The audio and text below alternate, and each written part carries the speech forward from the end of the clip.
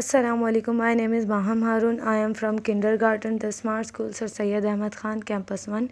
Today I am going to teach you general knowledge, and the topic is farm animals and their products. Farm animals are animals that are kept for agricultural purpose such as cow, goat, horse, hen, sheep. Farm animals give us dairy product, meat and wool. Farm animals are bred for many purposes. Chicken gives us eggs and chicken meat. Cow and goat provide us with nutritious milk and meat.